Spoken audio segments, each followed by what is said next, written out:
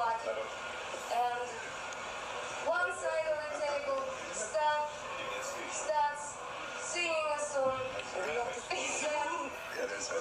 When they finish it, the other side has to sing their own song. What are we going to sing? As director said, added to Victor's was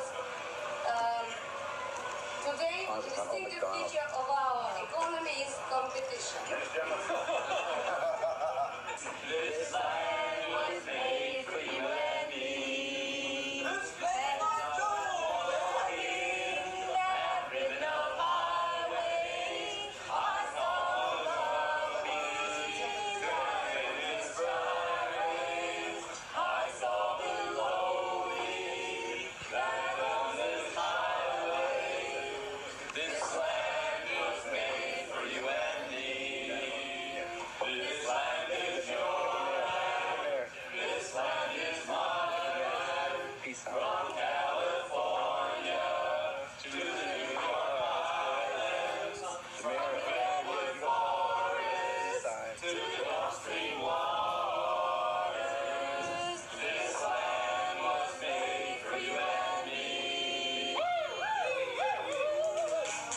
We were in Moscow, for example. I think most of the people here also were extremely impressed by their public transportation system.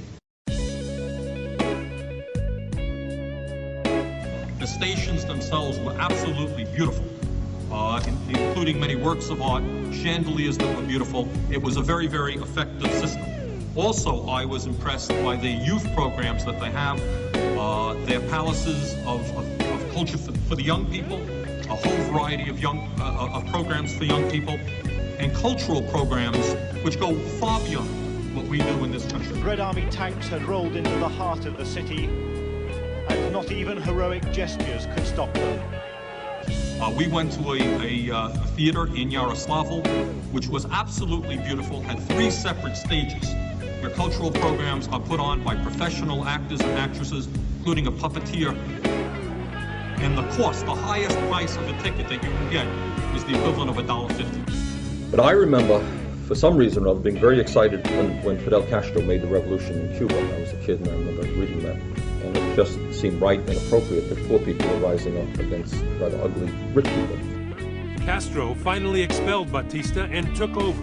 Fidel had promised democracy, but squashed all dissent with jail or expulsions, even executions. To talk about Cuba now, I was very excited and impressed by the Cuban Revolution. And there was Kennedy and Nixon talking about which particular method they should use about destroying the revolution.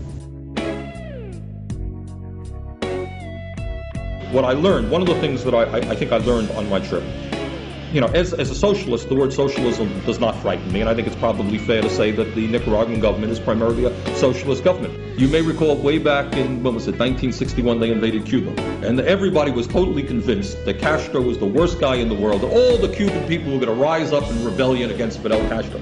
They had forgotten that he educated their kids, gave them health care, totally transformed the society.